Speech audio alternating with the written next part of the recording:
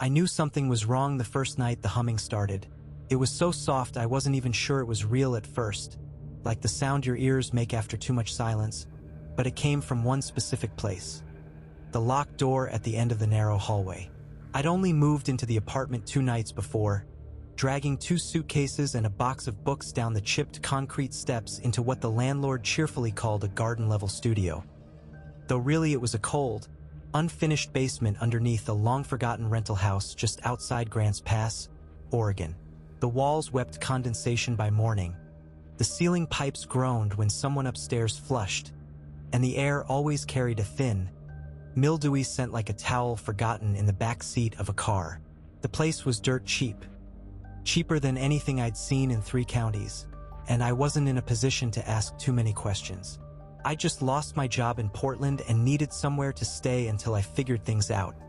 And the ad had said, quiet, private, utilities included, which sounded like exactly what I needed. The landlord, a wiry man named Mr. Canning with a permanent slouch and pale yellow fingernails, had been oddly insistent about one thing: that I not try to open the door at the end of the hall. Just storage, he'd mumbled, waving a hand like it wasn't worth discussing. Nothing in there for you. Door stays locked. All right? He handed me a single key and a half-hearted smile, then disappeared up the stairs. That was the last I saw of him. The apartment itself was bare and practical. One window high on the wall that barely let in any light, a mattress on the floor, a microwave with a humming buzz louder than it should be. I set up my laptop at the little table by the kitchenette, told myself I could make this work, and tried not to think too much about the way the baseboard heater clicked like it was chewing on something. But then came that first night, 2:03 a.m. I remember it exactly because I had rolled over, checked my phone for the time, and noticed the mirror across the room. Just a small one hung above the sink, had fogged over. There was no reason for it to do that. The room was cold, almost uncomfortably so, and I hadn't used the shower or even run the hot water. The mirror was perfectly clear earlier that evening, but now it held that strange, dense fog like breath on glass. I wiped it off with my sleeve. 10 seconds later, it was back. Then I heard it, the hum. It was coming from behind the locked door. So faint I thought maybe it was my imagination. But it was there. A steady, low vibration of sound that made the walls seem to subtly buzz if you focused too hard. I got up and pressed my ear to the door. Nothing. Just silence. Maybe plumbing, I thought, or the boiler or something mechanical behind the wall. It was an old building, after all. I went back to bed. The mirror was clear again. Over the next few days, I tried to ignore it. The humming never happened during the day. But every night, always at exactly 2:03 a.m., the mirror fogged up and the humming returned. And each night, it got louder. Not louder in volume, exactly, but deeper, as if it was thickening into something more complex. After a week, it wasn't just humming anymore. It was layered, like multiple voices stacked on top of each other, humming together in eerie dissonance. Men and women, high and low, all blending into a noise that had weight. I started to dread that hour. I'd lay in bed under my too thin blankets, staring at the ceiling, waiting for it to happen. I tried sleeping with the light on, keeping my earbuds in, playing white noise, but it didn't help. My brain always tuned it in like it wanted to hear it. And then I started to notice other things. My reflection would sometimes linger half a second too long when I turned away. Once, I swore I saw myself blink in the mirror, even though my eyes had already closed. It wasn't dramatic, not like in horror movies. It was subtle, almost imperceptible, but enough to make your stomach twist in ways you can't explain. I stopped using mirrors entirely, covered them with towels, avoided looking at the microwave's reflection. But it didn't matter. Even in the dark screen of my laptop or the black surface of the turned-off TV, I'd catch movement that wasn't mine. Shoulders hunched a little too far forward, eyes too wide, lips twitching when mine were still. And always that humming, always louder, always waiting. The door remained locked. I checked it every morning, still shut tight, no sign of tampering. but I couldn't shake the feeling that whatever was behind that door wasn't just humming. It was listening, watching, calling. I didn't tell anyone. Who was there to tell? I'd isolated myself on purpose. No friends here, no family close enough to visit. I thought maybe I was losing my mind, that some cocktail of stress, damp air, and loneliness had finally unraveled something inside me. But one night, after nearly 2 weeks of this, I found something I hadn't noticed before, a tiny, hair-thin crack along the bottom edge of the locked door, just wide enough to let a sliver of air pass through. I kneeled down and held my phone flashlight to it, but I couldn't see anything. I could, however, feel the air coming through, warm, rhythmic, like something was breathing behind it. And I swear to you, the moment I knelt there, the humming stopped, and the whispering began. I didn't sleep after that. The whispering behind the door wasn't loud, nothing ever was in this place, but it had a terrible shape to it, like the sound of too many people speaking in a tight, windowless room, their breaths circling each other. Their words just far enough below the surface that you couldn't quite catch them. And yet, I was certain one of them said my name. Not shouted, not even spoken directly to me. Just said like an echo of a memory I didn't have. I stayed frozen on the floor, eye level with that thin breath of air escaping the crack. I couldn't move. Not out of fear, not exactly, but because it felt like if I moved, the moment would notice me. Like I had stepped into something fragile and sacred, and breaking that stillness would invite something closer. I eventually backed away, slowly, quietly, until I was in bed again, covers pulled to my throat, staring at the ceiling, counting the seconds until daylight. That was the night the mirror began to change. I hadn't noticed it at first. The fogging at 2:03 had become a routine by then, something I dreaded but expected. But this time, when I wiped the mirror clean with a trembling hand, something was wrong. My reflection was normal, but the room behind me wasn't. It took a second to register. The layout was the same, sure, the same sink, same cabinet, same microwave light, but the details weren't right. The curtain over the small window was pulled open, even though in real life I'd left it closed. The table had a different chair tucked under it, an old metal thing with flaking paint. My backpack, which I'd left near the door, was gone.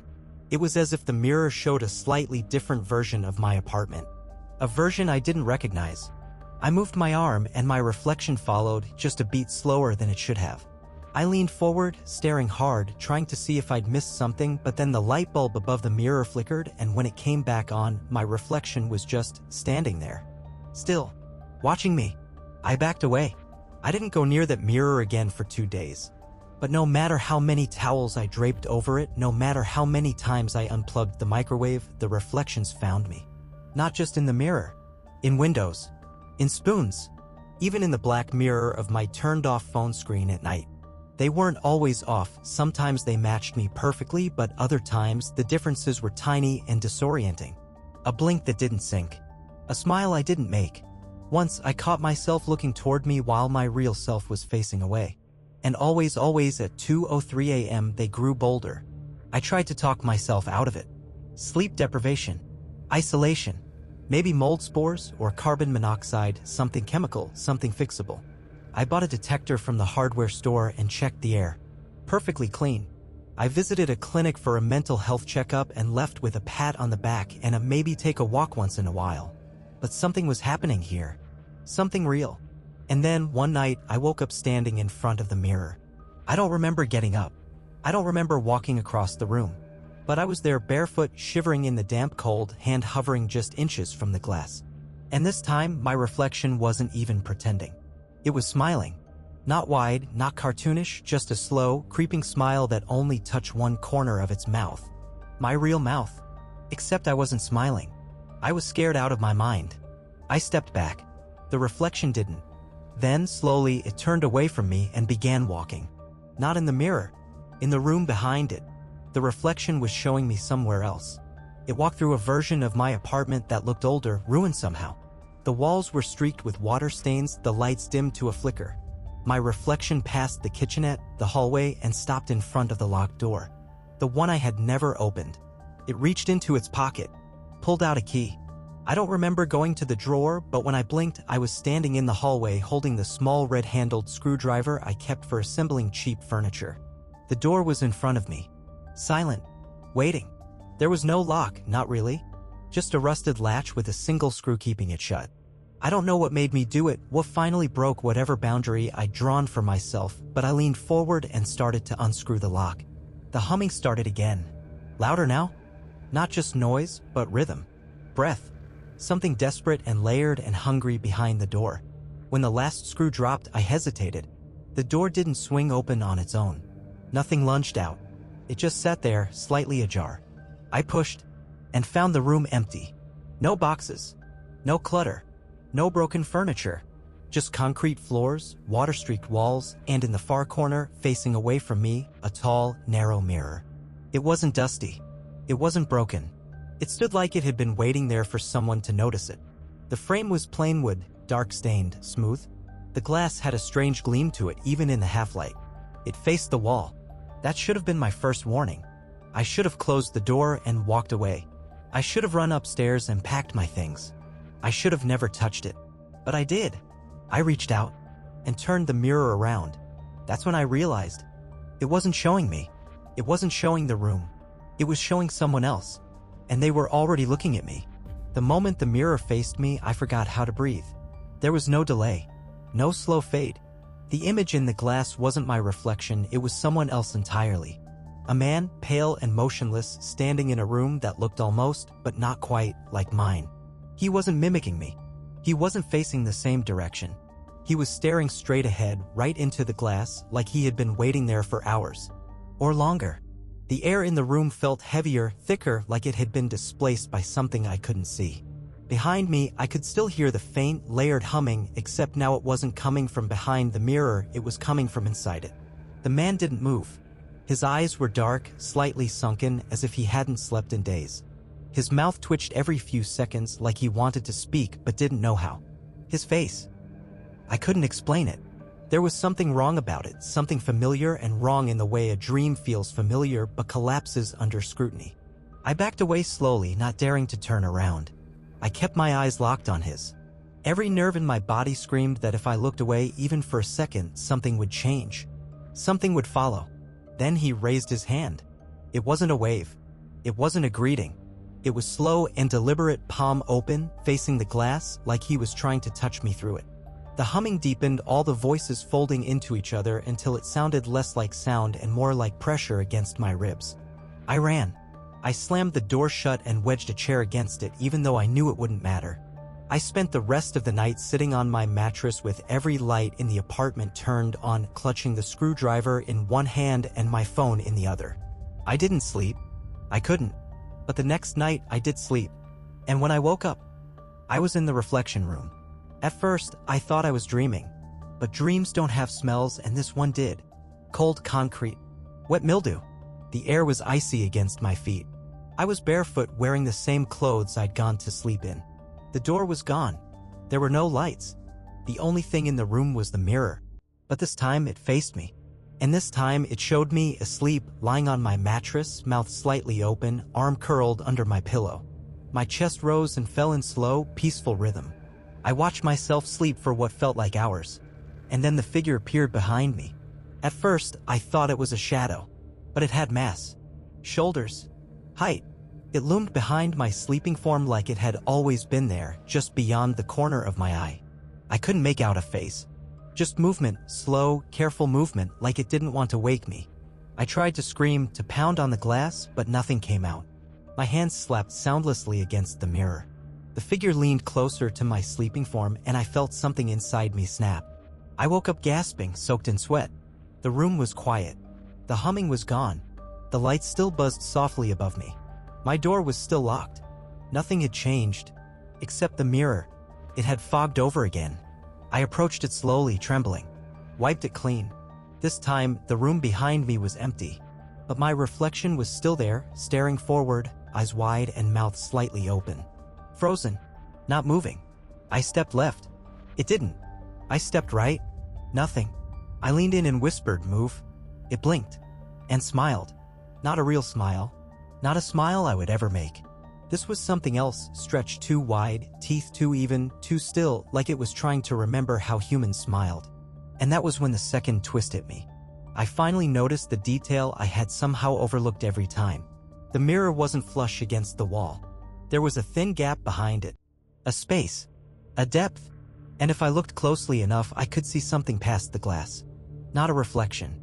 Not even another room. It was like looking through a window. A real one. And in the darkness on the other side of that window, there were more of them. Figures. Faces. Staring back. Not reflections. Observers. That was the night I realized it had never been a mirror. Not once. It had always been a window. And I was the one on display. Once that thought burrowed into my brain that I wasn't looking into a mirror but through a window, I couldn't unsee it. I stood there for what felt like an hour, staring into the glass, watching the dark shapes just beyond it shift like shadows cast by people standing too far from the light. They never moved clearly. Just enough that you could tell they were alive. Just enough that your mind filled in the details it couldn't quite see. Shoulders hunched unnaturally. Necks too long. A face that hovered slightly too high off the body. One of them, I swear, had no eyes. Just smooth skin stretched where the sockets should have been. But somehow I knew it was watching me. And then I noticed something far more terrifying. I was being studied. Not with curiosity, not like some newly discovered animal. This was the gaze of something waiting. Learning.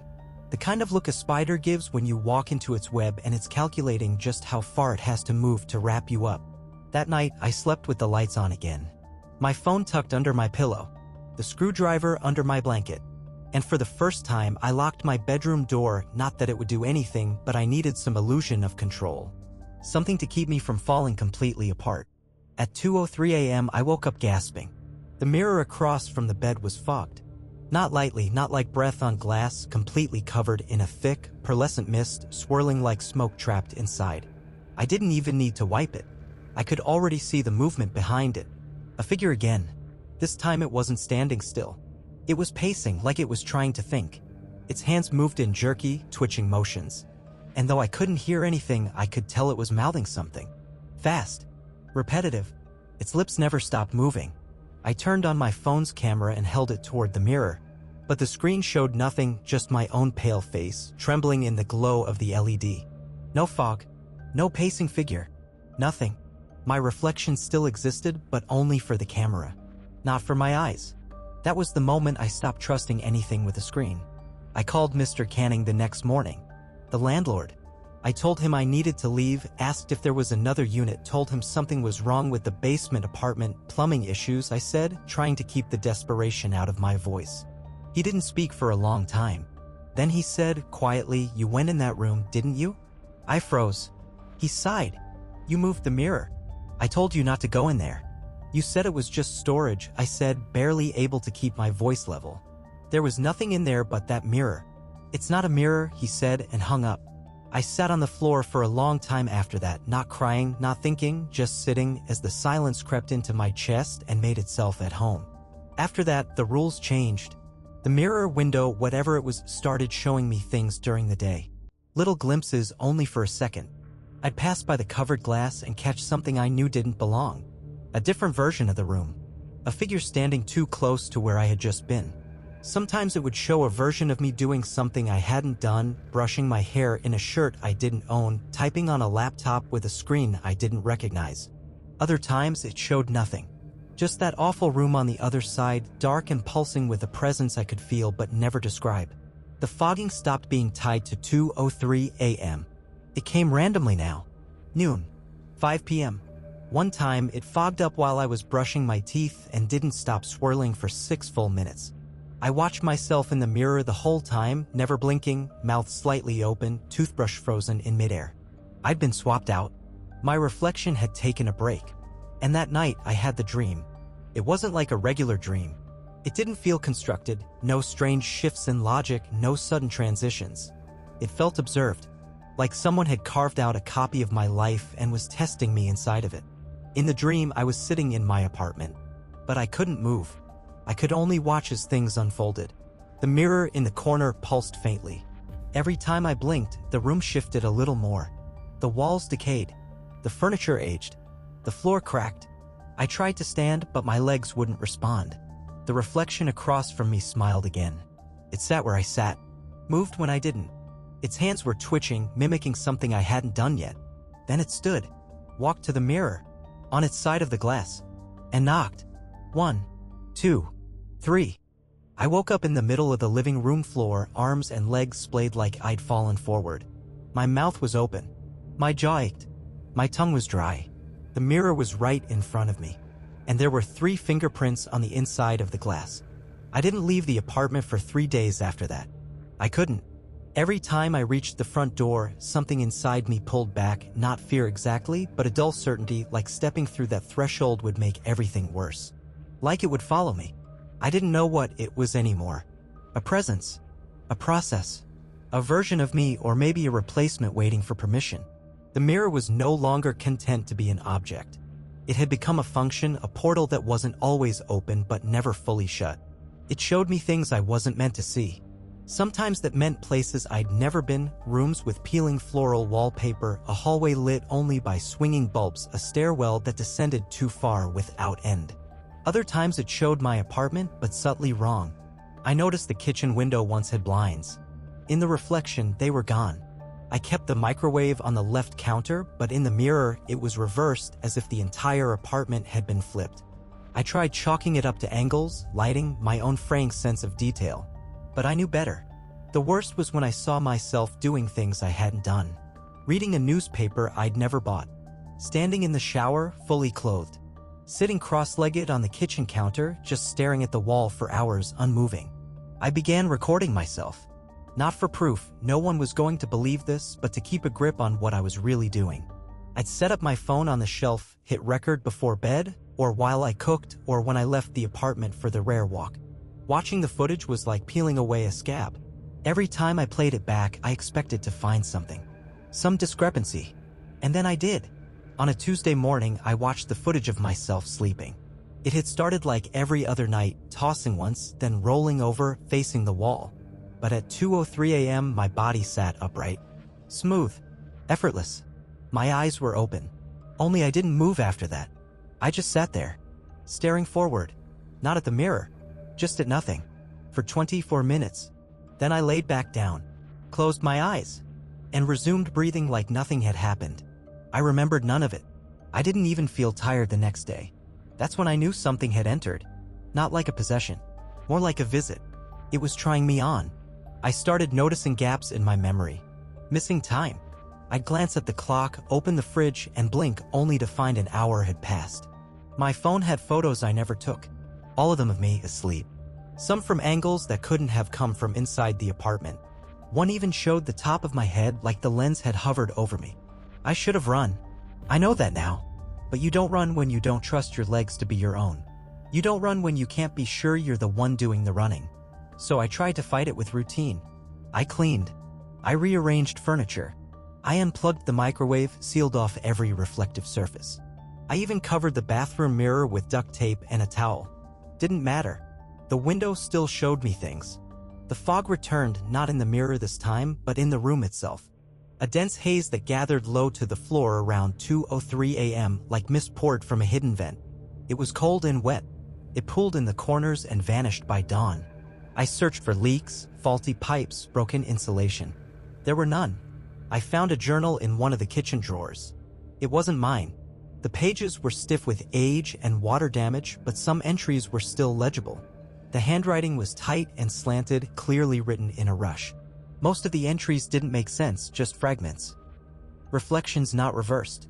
I watched myself forget the date. Don't trust the version with dry eyes.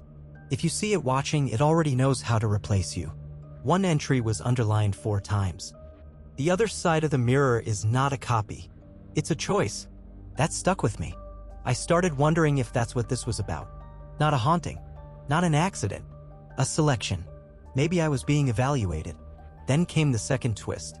I saw a second mirror in the reflection room.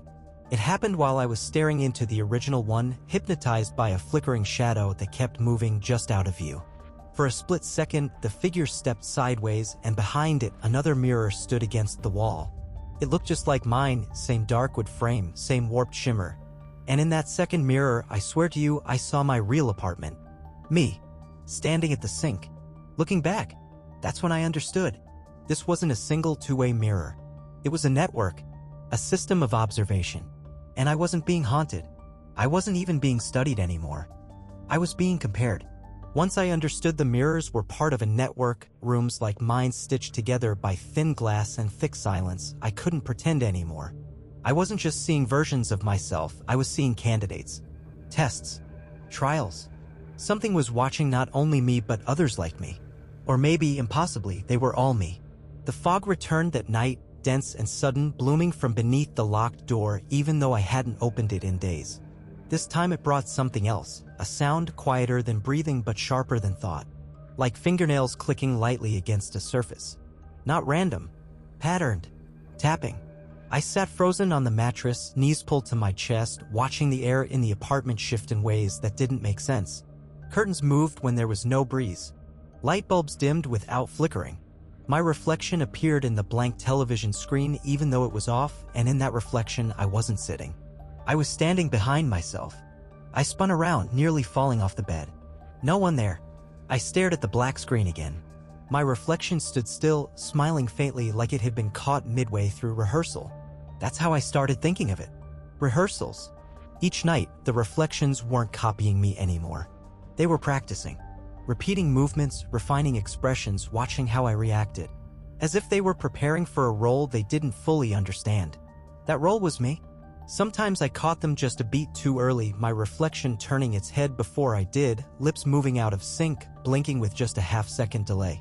Other times I saw gestures I'd never made, pacing in tight circles, tapping fingers against the wall in threes, whispering something into the corner of the room. Repeatedly. I began taping up every surface I could. Mirrors, screens, the microwave's chrome trim, even the black faucet in the sink. But still, they found a way. The shine off the doorknob, the flicker in my laptop's sleep screen, a puddle of water in the corner after a leak that hadn't been there before. I started hearing things without needing reflections. At first it was only at 2:03 a.m., that same hour that had become the pulse of whatever lived behind the mirror. But soon it bled into the rest of my day. A voice. Always behind me. Never clear. Not a whisper. Not speech. A hum. Layered. Like multiple versions of me humming the same note in perfect disharmony. And then one day, my reflection spoke. It happened while I brushed my teeth, one of the few routines I still clung to, one of the few things that made me feel real. I'd forgotten to tape over the bathroom mirror that morning. My eyes were puffy, my skin pale. I didn't even recognize myself anymore. But the reflection looked fine. Normal. Then it said, "You're almost ready." I dropped the toothbrush into the sink. It clattered loudly. I backed away, heart slamming against my ribs, eyes locked on the mirror. My reflection just stared back. No mouth movement. No expression. Just eyes, full of weight, watching me like I was the last variable in a long, calculated equation. I ran. Slammed the bathroom door shut. Taped it over 3 times. Turned every light on and waited for the sun to rise. But even in daylight, the sense of being watched didn't fade. If anything, it grew stronger. The shadows weren't darker, they were deeper, like folds in a page where something had been written and erased. By now, I couldn't remember the last time I'd spoken out loud. Days, maybe? Weeks. The only voice I knew was mine, and it didn't even sound real anymore. Then came the final twist. One night, while dozing off in the kitchen chair, I was startled awake by a loud knock. Not on the apartment door. On the mirror. 3 knocks. Sharp. Rhythmic. Familiar. I approached slowly, afraid but drawn to it like a wound you can't help pressing. The mirror was already fogged. The room on the other side was dark. But this time it wasn't empty. There were 3 of me. Each standing at a different angle. Each wearing a different version of the same clothes I had on. Each staring not at me, but at something between us. Something I couldn't see. They were waiting. I stepped closer to the glass. And that's when I noticed the 4th one. Behind them. Not moving. Taller. Shadowed. Not me. Its head tilted. Just slightly.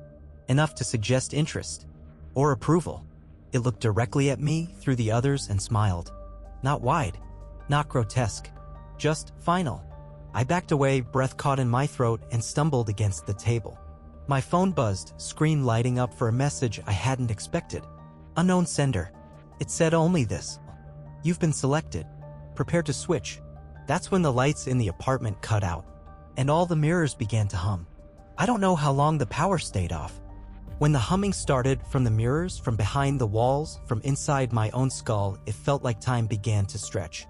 I sat on the floor in complete darkness, unable to breathe deeply, like the air had thickened, like I was being wrapped in something wet and invisible. My phone screen flickered once, showing 2:03 a.m. and then died even though it had been nearly full. The mirrors began to glow. Not with light, exactly. More like presence. The glass pulsed faintly as if something on the other side was pressing forward, waiting for the boundary to give. The mirror in the bathroom lit up behind the tape. The microwave's chrome edge shimmered. The small mirror I had buried under towels near the bed began to buzz audibly. I couldn't look at them all. So I looked at the first one, the one I had turned around weeks ago, the one that had faced the wall when I moved in. I stepped into the forbidden room and stared at the mirror that had never shown me myself. It was no longer fogged. It was clear. And through the glass I saw myself. Not a reflection. Not a copy. Me. Sitting in an unfamiliar room. Same posture. Same clothes. The only difference was the space behind me, different walls, different lighting. My double didn't move at all. Just sat there with that same patient, focused gaze I had seen so many times. But this time I noticed something else. A faint outline in the background. A figure standing in the corner, obscured by shadow, barely visible. Not watching my double. Watching me. I leaned in. My breath clouded the glass. And then it breathed back. I stumbled away. Fell. Scrambled backward across the damp floor as the mirror pulsed once, deep, low, like an organ note in a cathedral built to worship things older than memory. The humming stopped. Just like that. And everything went silent. I waited. No fog. No flickering lights. No movement. And then, slowly, the reflection began to change. It didn't fade. It didn't shift. It just updated, like the glass had recalibrated what it was supposed to show. I was no longer in the image. Instead, I saw the room I was standing in. Same cracked floor. Same mirror. Same angle. But there was someone else in it. A man hunched over where I had just been. Pale. Sunken eyes. Hands shaking slightly. He looked confused. Disoriented. He kept glancing around like someone waking from a long sleep, not recognizing their own body. I recognized him instantly. It was Mr. Canning. He turned slowly, looked at the mirror, and smiled. I heard the door behind me unlock. Not swing open.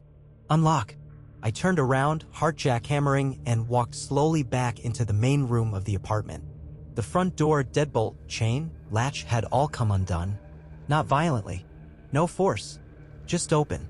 Waiting. I looked back at the mirror one last time. Mr. Canning was gone. The room it showed now was empty. But I could see someone approaching, just a silhouette, slow and upright, stepping into frame like it belonged there. I turned away, left everything behind, and walked out into the night. I didn't stop. I didn't go back. I moved states, changed phones, paid in cash. I found an attic studio in an old building with no reflective surfaces at all. The bathroom has no mirror. My laptop stays covered when not in use. I haven't looked at myself in weeks. I don't plan to. But sometimes, in windows, bus stops, dark storefronts, puddles, I see a flicker. Something behind the glass. Watching. Smiling. Because here's the truth I finally understand. That was never a mirror. And I was never alone. It was always a window. And someone has been watching me back.